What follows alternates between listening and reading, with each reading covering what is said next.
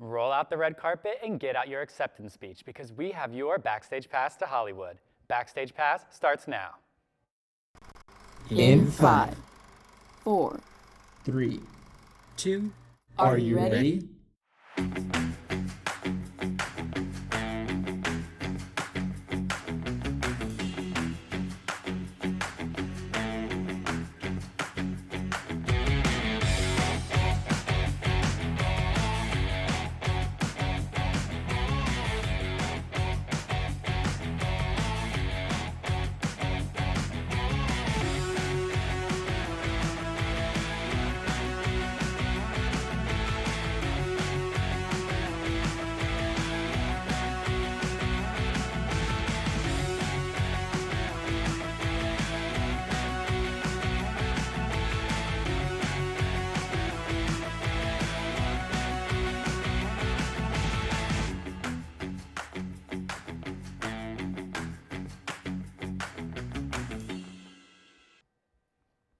Hey explorers, welcome back to Backstage Pass, where we give you the scoop on all things entertainment. My name is Patrick O'Hara. And my name is Kayla McCrae, your other host of Backstage Pass, but you probably already knew that. So, I hope. We hope you had a restful spring break. We're closer than ever to the final stretch of the season, so we won't waste any more time. Let's get into the latest movie news, shall we? So, first up, let's talk Finn Wolfhard of Stranger Things fame. His campy / horror comedy film, Hell of a Summer, is finally hitting theaters 2 years after its official premiere at the Toronto International Film Festival in 2023. The film, starring, directed, and written by Wolfhard and Billy Burke, takes place at a fictional summer camp, Camp Pineway, as they prep for their new round of campers for the summer. That is, if the mass killer that begins terrorizing them the day before doesn't kill all of them first. That's right. Each of the camp counselors gets murdered one by one, and it's up to them to figure out who the killer is. Hell of a Summer premieres in theaters on April 4th. Sounds murderous. Hopefully this next story won't be. If you weren't already aware, Warner Bros. Has been gearing up for the release of the Minecraft movie starring Jack Black, Jason Momoa, Danielle Brooks, and Jennifer Coolidge. This film will show us what happens when the human world meets the magical realm of Minecraft. Now, of course, the question has always been in the air about how would one even go about making a Minecraft movie? However, it seems our question has finally been answered as the film is said to be entirely unserious and pure comedy. Personally, I think that fits Minecraft's brand pretty well. And gearing up for the release, there have been multiple collaborative drops, with one totally worth mentioning. McDonald's has announced their collaboration with Minecraft, and it is huge. They have a Happy Meal for kids and a blind box for adults. What's next about the blind box is it comes with 6 total collectible items that customers can buy and scan to unlock skins or items in their Minecraft game, including the one and only Grimace himself. Yes, Grimace in Minecraft is officially canon. You can check out the Minecraft movie only in theaters April 4th, the same day as Hell of a Summer. Happy mining, y'all! Now for a movie that's already in theaters, Looney Tunes, The Day the Earth Blew Up. Now I know what you're thinking, a fully 2D animated feature film, let alone a Looney Tunes film in 2025? Unbelievable. Which is totally why you should see it in theaters and not let it flop. What's this film about? It's about the beloved Daffy Duck and Porky Pig, who, in this particular film, are adopted brothers. With their childhood home in danger of being torn down due to failing house inspections, Daffy and Porky need to raise money. This story starts out tame with the two getting jobs at the gum factory, which then snowballs into a madcap save-the-world plot against an alien invasion. Yep, sounds like Looney Tunes to me. The film released in theaters back on March 14th. If you're a fan of 2D animation, go support this film. It sends a message of the content we want to see. Speaking of content that we want to see, Season 3 of The Last of Us is finally returning. After the first season premiered in January of 2023, the video game adaptation will officially be releasing Season 2 on April 13th. The season will, once again, feature Pedro Pascal and Bella Ramsey as they journey through an apocalyptic plague that has taken over their entire world. The second season will introduce a long list of new cast members, like Caitlin Dever, Tati Gabrielle, and Catherine O'Hara. It's worth mentioning that this season will pick up 5 years after the events of the first. You can check out the new season via HBO Max on April 13th. Have you heard of this recent British series on Netflix called Adolescence? It's making waves right now. After it just premiered on March 13th, the story focuses on 13-year-old Jamie Miller, who is accused of murdering one of his classmates. It is up to his therapist, his family, and the detective to put the pieces together of what truly happened. According to an article from CNN about the series, within the first 4 days of release, it had gained 24.3 million viewers. The article even drew comparisons to another Netflix show, Baby Reindeer, that was also considered a very shocking and real portrayal of trauma. If this piques your fancy, go check it out. Currently, there's a show that's been piquing my fancy. I've been on a binge of the new 3rd season of The White Lotus. For those unfamiliar, it is a satirically showcase a variety of wealthy guests and employees while they're staying at a resort named The White Lotus. All the characters are then faced with their worst and most privileges impulses. To start it off, each season there's always a character that doesn't make it out alive. Yeah, out alive.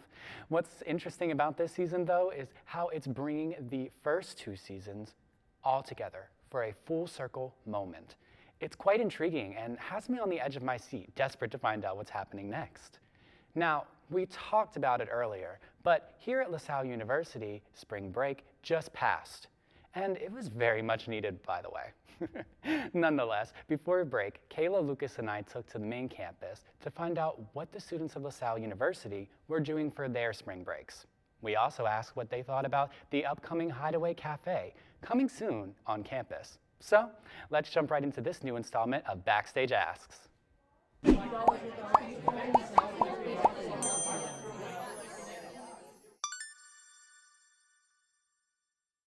Hey Explorers, welcome back to Backstage Asks. I'm Kayla McCrae. I'm Patrick O'Hara. Still Lucas Alvin. By the time you will be watching this, our spring break will be over. But we're filming before spring break starts. So we're asking our fellow students what they're doing for spring break and also what do you think of the Hideaway developments? So let's see what they have to say. Hi, what's your name? My name is Demetrius. Cooper McSkippy. Hi, I'm Cheyenne. My name's Genesis. My name is Devontre. Asada. Hey Red, welcome back to Backstage Asks. My name is Lawrence Manny. Gabby. Gabby what? Savage. Are you feeling savage? Every day. Is that true? Yes. Do you hear that scraping on the wall? What are your plans for spring break? I'm going to take this time and just relax. I'm going to take my time and just breathe. I'm going to be in the gym where I like to be at, and then I also am going to be at home relaxing, cleaning up my room and stuff. So yeah, that's all I'm going to do. So, do you have any plans for spring break? I'm going to Shenandoah and handing out my magazine. Could you tell us more about that? I'm a big National Park fan. I'm big on nature. And also, I make the best magazine in Philadelphia, and I need people of Virginia to know that. Incredible. Could you tell us more about this magazine? My magazine's called Meow Meow Art, and if you don't like it, come find me and beat me up. I also have an EP out right now called McSkippy. It's a punk EP. If you don't like it, you can beat me up. Punch me in the face if you don't like it. His words, not mine. So Saturday I'm gonna go see Little Shop of Horrors with Miles Manheim and Elizabeth Giles, and I'm so excited. And then we're gonna go see Six afterwards. And I was gonna get a tattoo, but my artist hasn't texted me back yet, so I guess the tattoo is off the table. And then sleep. Unfortunately, I have no plans. I'm actually a graduate student, so we really don't have a spring break. Like, my class has already started for my next set of courses. It is like the first week, so it's gonna feel like a spring break because it's a little lighter, but no plans. Maybe I'll read. I currently want to get another tattoo. I have a tattoo on my back shoulder. I got the Joestar birthmark, and I might either get a Black Star tattoo or some type of anime reference, whatever I want. And I also have to do my line readings for the mask too. So yeah, I'm mostly doing that for a spring break. Plug, guy who doesn't like musicals. Kayla, do your editing here. Nothing. Well, actually, I'm going to be working and getting a massage. Ooh, girl. I scheduled an appointment at Glow Bar. If you get a membership, $60 facial get that little cleanse. Any books? I'm glad you asked. I'm going to be writing a book. I'm already writing it. I'm going to be releasing the book on April. So get ready for that. You can follow me at Sunny Studios, SXNNY Studio. Yeah, get linked, and it's free. And it's free, so no excuses, unless you just don't like to read, but that's a poor excuse, so. I am going up to Rochester, New York to go visit my boyfriend. We had back-to-back spring break, so right now he is in Philadelphia for his spring break, and I'm gonna go up with him up to Rochester to spend my spring break with him. And it's gonna be really cute. I almost got him on Backstage Pass, and then he didn't exist. Maybe next time. Maybe next time. That's a great question. So I'm taking a travel studies class right now. It's a class called U.S. Foreign Policy with Haiti, and we'll be in Washington, D.C. this weekend. I'm excited for that. Learning more about situations going on in Haiti and visit different governmental buildings. I'm excited for that. That sounds awesome. I'm also into travel study, so I'm really excited. Where are you going? Tokyo. Now I'm jealous. I'm going to D.C. and he's going to Tokyo. That's good though. Have fun out there. Thank you, you too. With spring break upon us, what are your plans for spring break? Shake. Gabby, a little bit more appropriate? Sell. Something else? Anything else? Stock within the legal limits. Also, speaking of spring break, we are this far in this semester and the Hideaway hasn't opened yet. What are your thoughts on that? I mean, I'm not a coffee person anyway, so I mean, I to be honest, I just think that they should have just waited to the end of the semester to do it, but I mean, they did it now, so you know what I mean? But we just gotta see what it looks like in the end, so. Yeah, same here. I just started being a coffee person, so I guess I'm like, dang, I want coffee now again, so hurry it up. But anyway. I don't think it will ever open. I think they're lying to us. Yeah, I think everyone has that general consensus. Okay, so I have been told that maybe after spring break, end of March, it's opening up. I'm excited for refreshers, and because I'm 21, I can say this. I'm excited to drink. I need a drink. Please. Please. We do not support alcoholism here on Backstage Asks. Thank you. Girl, where has it been? Does it exist? What are we talking about? I don't see it. The only solid thing we have is the sign, but like, other than that, we can speed it up. Yes, ma'am. I mean, I did just get a juice and it tastes good, but like, we need to. The pent up is just not. It's not giving like pent up for excitement. I'm stressed. I'm frustrated. I'm hungry. I feel kind of indifferent about it. If I'm being honest, I don't really care. I didn't really like Starbucks in the first place, so I won't really be shopping here in the first place. That's just me though. I will currently be in the union, munching and crunching with my friends. What are your lunch plans? My lunch plans, I'm currently about to get a burger with a double patty on it and some bacon on it, because that's just me. I love bacon. That sounds pretty delicious, not gonna lie. It is. Anyway, so bring back Starbucks, or at least like have SFA connected to Dunkin'. In my humblest opinion, cause like, why are you beating up the wall? But I mean, they got that liquor, so I mean. I'm pretty excited. I used to come to the Starbucks back when I went to high school. And I'm generally anti-Starbucks because they suck about unions. Also, La Colombe coffee is way better.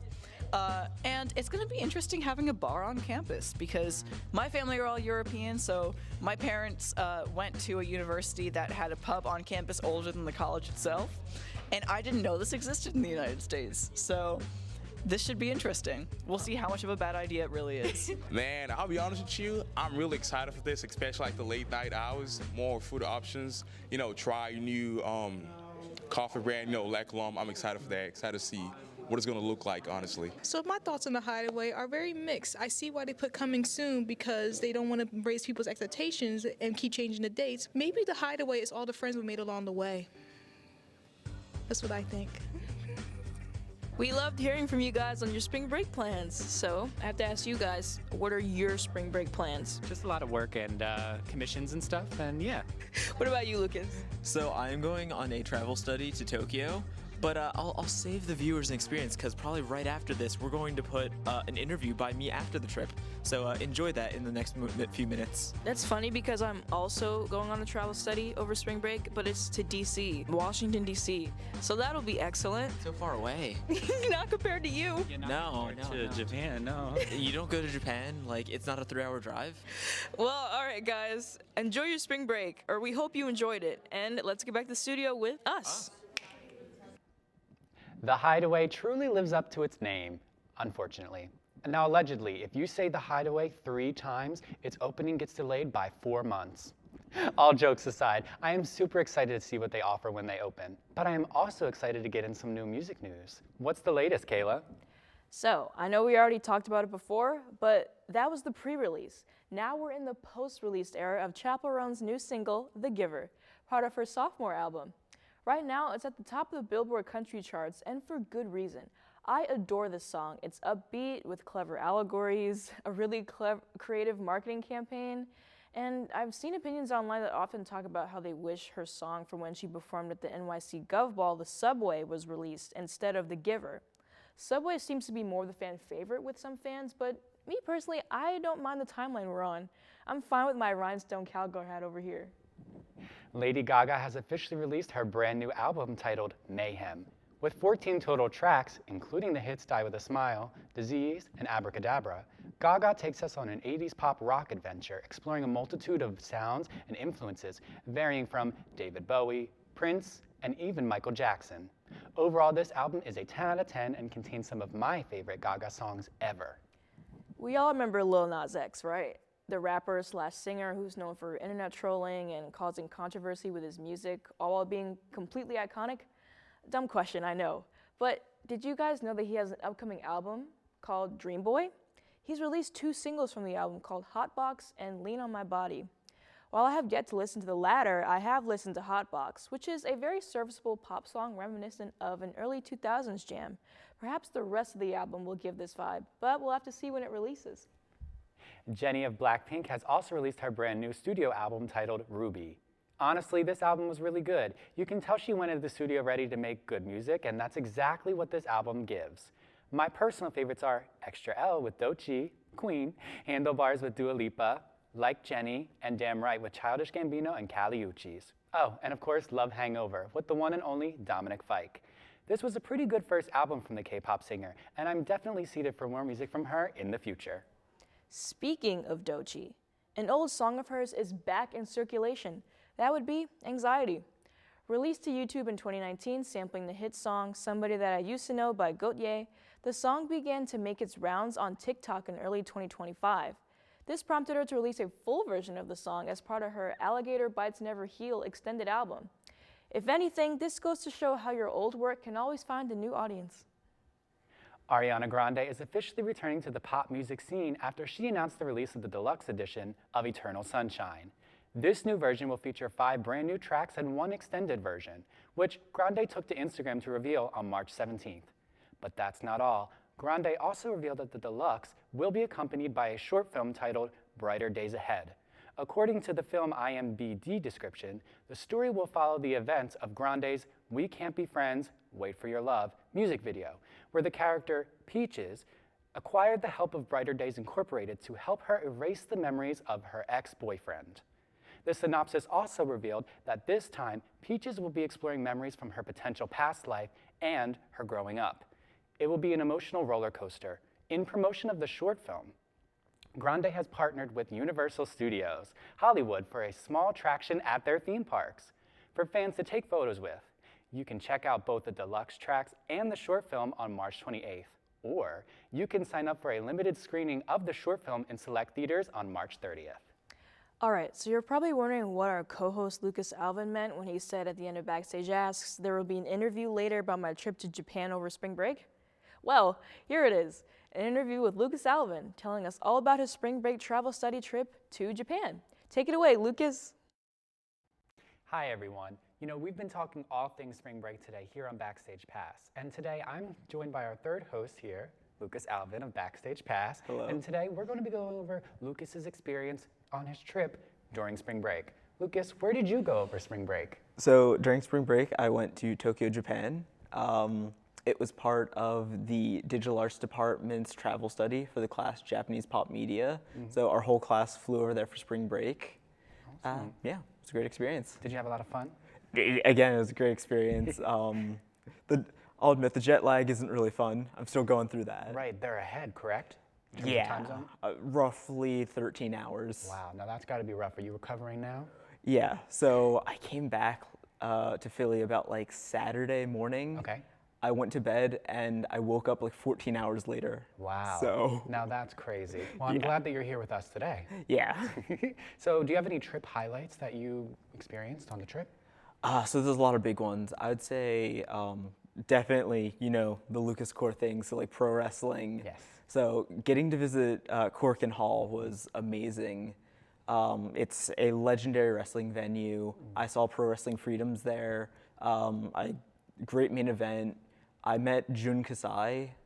He's an amazing talent over there. Wow. And actually during that, El Desperado, who's a really famous wrestler from the top promotion in Japan, came out and challenged him. So getting to see that on a surprise visit on my first show over there. Now that's an experience. Yeah. It absolutely is. You went to the Tokyo Dome, correct? Yeah, so Corkin Hall is almost directly attached to the Tokyo Dome. Oh, okay. And Tokyo Dome, many famous events there. Wrestling, obviously ex-Japan. Yes. They're known for having the record there of most consecutive sellouts. Your favorite. So, yes. That's so Lucas Core. Also right next to the Tokyo Dome, there's a roller coaster called the Thunder Dolphin. Ooh, wait, tell us more about this. That sounds interesting. So, yeah, pretty much there's an amusement park right there. The Thunder Dolphin is just known for all these insane curves, including one where it goes in between the first wheel. Wow. Like you go through the center of the first wheel. That's terrifying, actually. It was. Did you go on it? Yeah. You did? Yeah. Were you terrified?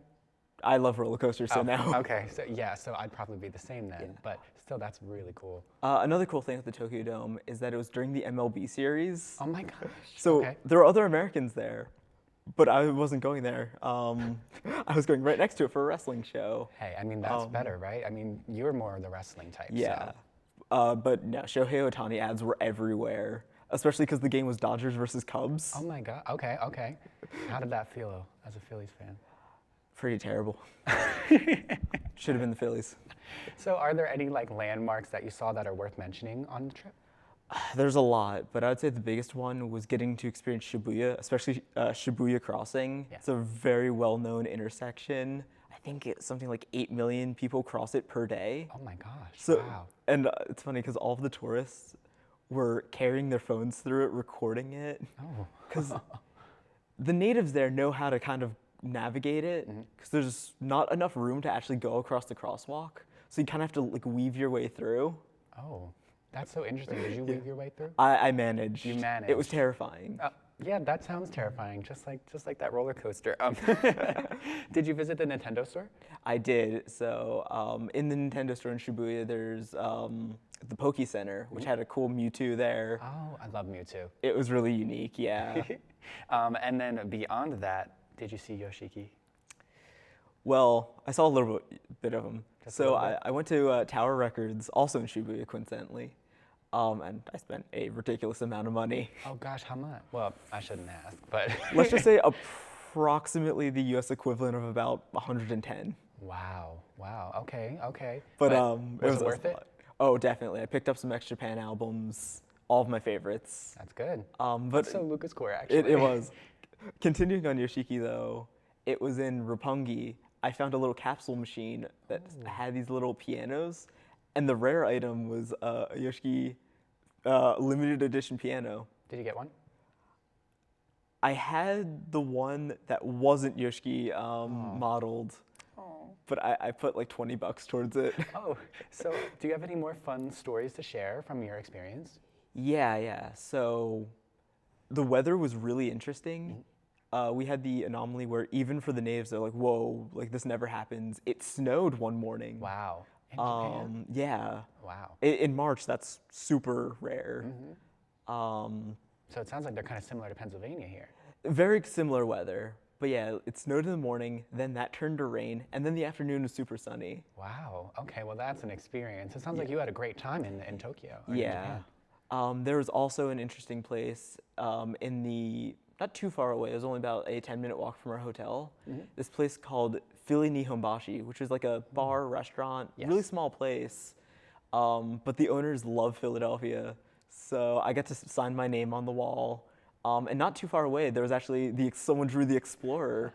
And all the LaSalle alumni kind of crowded in that little area of the wall. Well, that's a good point to wrap up on because, I mean, we love LaSalle here. Also, we absolutely do. Also great cheesesteak. Hey.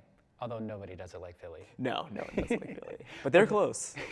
Well, thank you so much for joining us today. Thank you so much for sharing everything about your spring break trip. And yeah, thank you so much. Yeah, thank you. Now let's head back to the studio with me and Kayla.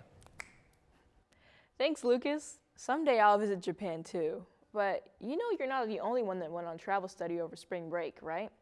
For my political science, foreign policy, and Haiti class, we spent a week in Washington, D.C. to expand our knowledge and talk to experts about the current Haitian crisis. Some of my classmates on this trip included some pundits from LaSalle TV's Exploring Politics show. For the week, we had a full itinerary. For the first 2 days, we visited the Catholic University of America, spoke to an ex-staff member of the CIA, and went to see Sister Act the musical at Ford's Theater, the place where Abraham Lincoln was infamously shot. Crazy, right? Other events of the week included talking to the staff of Congressman Dwight Evans, who's a LaSalle alum and represents our district, touring the Pentagon and the Capitol building, visiting the SCIS think tank and the Kenyan Embassy, and the Smithsonian museums. Being in a city you haven't visited since the 8th grade for an entire week was certainly exciting, especially with an itinerary like that. Now, shout out to my professor, Dr. Thomas, for making it all happen. Now, I did not have any plans for spring break, so instead I will be sharing some media I indulged myself in over break. I haven't had the opportunity to talk about it yet on the show, but it must be known first and foremost. I am a big Five Nights at Freddy's fan, and in all Five Nights at Freddy's news, there is a brand new game set to release June 13th of this year. Developed by Steel Wool Studio Games, the story will take place prior to any of the Five Nights at Freddy's games we all know and love. That's right, it's a prequel. Users will be forced to enter the abandoned workshop of Edwin Murray's Costume Manor, where his creations will come to life in the worst imaginable ways possible. Notably, his most prized inventions will become an ever-present threat, as it can mimic anything possible. Voices, actions, disguises, you name it. The Mimic, or should I say Jackie in the Box, can do it. The purpose of the game? Retrieve Fazbear Entertainment's prized prototype technology before it's too late. Well, I think our show ends here for today. But don't worry, there's a special place you can keep up and connect with us. Social media. Get out your phone and follow us on these various platforms seen on your screen. Give us a follow, leave a comment, and let us know if you have any suggestions. Plus, you can check out this week's segment of Backstage Asks on our Instagram, along with some great behind-the-scenes content. So make sure you're following us. If you don't, the hideaway will never open. Just kidding, it will. Thank you for an incredible show. I'm Patrick O'Hara. And I'm Kayla McCrae. Thanks for watching. From all of us here on Backstage Pass, we'll see you next time. Yeah.